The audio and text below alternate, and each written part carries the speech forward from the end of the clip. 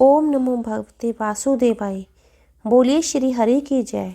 आइए सुनते हैं कार्तिक मास का 35वां अध्याय, तुलसी विवाह विधि। इतनी कथा सुनकर ऋषिवर कहने लगे कि हे सूत जी, जब हम आपसे तुलसी विवाह की विधि पूछना चाहते हैं तो कृपा करके उसका वर्णन कीजिए। ऋषिवरों का यह वाक्य सुनकर आनंद में मगन हुए श्री सूत जी कहने लगे कि हे मुनीश्वरों, अब मैं आपके सामने तुलसी जी के विवाह की विधि का वर्णन करता हूँ, इसलिए आप सावधान होकर सुनने का कष्ट करें। जब उत्तरायण रवि हो, गुरु शुक्र का उदय हो, विवाह के नक्षत्र हों और विशेषकर पूर्णिमा हो अथवा कार्तिक का महीना व भीषम पंचक हो, तब तुलसी वन में व अपने घर में सुंदर मंडप और उत्तम हवन कुंड के सहित मनोहर वेदी की रचना करता हुआ रीतिवश ब्राह्मणों को जो विद्वान और राग द्वेष आदि से रहित हो निमंत्रित करे और गृह यज्ञ आरंभ करता हुआ मातृकाओं की पूजा करे। हे मुनीश्वरों, ऋतिविजों के उपस्थित हो जाने पर पहले नंदीमुख श्राद्ध करें।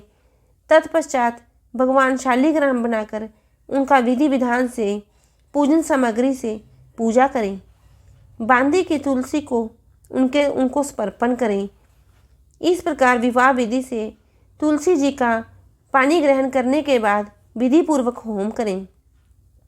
इसके बाद सपत्नीक यजमान भाई बंधु और सेवकों के साथ चारों ऋतिविजों के सहित विष्णु भगवान की प्रेम प्रदक्षिणा करता हुआ शांति पाठ और मंगल गान के साथ अपने आदि बाजे भी बजवाने चाहिए। हे मुनीश्वरों, ऐसा हो जाने के बाद यजमान को गौदान और शय्या दान करना चाहिए। ऋतिविजों को दक्षिणा देकर विप्र भोज और जाति भोज करना चाहिए। यह सुनकर सूत जी कहने लगे, हे मुनीश्वरों, इस प्रकार जो मनुष्य श्रद्धा युक्त होकर सत्य, शांति और संतोष को धारण करता है, विष्णु भगवान को तुलसी दल समर्पण करता है, वह समस्त पापों से रहित होकर संसार के सुखों को प्राप्त करता हुआ अंत में विष्णु लोक को प्राप्त होता है, इसमें संशय नहीं है। हे मुनीश्वरों, जिस प्रकार से तुलसी जी के विवाह की विधि बताई गई है, उसी प्रकार आंवला, शमी और पीपल के विवाह की विधि समझनी चाहिए। बोलिए श्री हरि की जय। ओम नमो भगवते वासुदेवाय। आइए सुनते हैं कार्तिक व्रत उद्यापन विधि। कार्तिक शुक्ल चतुर्दशी को प्रातःकाल गंगा, यमुना अथवा किसी नदी आदि में स्नान ध्यान करके तुलसी जी के समीप 4 द्वारों का एक मंडप बनाना चाहिए। फिर पूर्व के द्वार से आरंभ कर क्रम से मिट्टी से निर्मित 4 द्वारपालों को स्थापित करें, जिनका नाम शील, सुशील, जय और विजय है। इसके पश्चात तुलसी की जड़ के समीप एक वेदी बनाकर उस पर सर्वतोभद्र चक्र बनावें। वेदी के पश्चिमी भाग में पूरब की ओर मुख करके बैठ जावें। तत्पश्चात ब्राह्मण द्वारा संकल्प आदि करके आचार्य का वर्ण करें।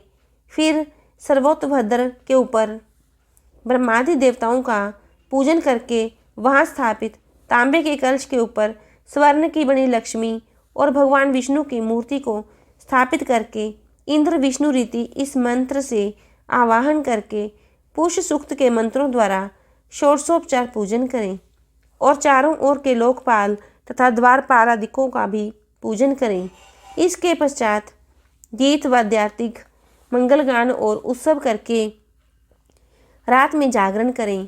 प्रातः पूर्णिमा के दिन स्नान आदि कृत्यों से निवृत्त हो पवित्र होकर अग्नि की स्थापना करें और ब्राह्मण द्वारा विष्णु भगवान को तिल, घी आदि से हवन कर फिर सर्वतोभद्र मंडलीय देवताओं के लिए एक घी आहुति देकर होम समाप्त करें और पूर्णाहुति दें। अनंतर सपत्नीक 31 ब्राह्मणों को आमंत्रित करें, उनका व आचार्य का यथाशक्ति भोजन करावें और प्रार्थना करें कि आप लोगों के प्रसाद से मेरा कल्याण हो। कार्तिक के इस व्रत व उद्यापन से कुल के 7 जन्मों के किए पाप नष्ट हो जाते हैं और सुख, संतति एवं सौभाग्य आदि सकल मनोरथ सिद्ध होते हैं। बोलिए श्री हरि की जय। ओम नमो भगवते वासुदेवाय।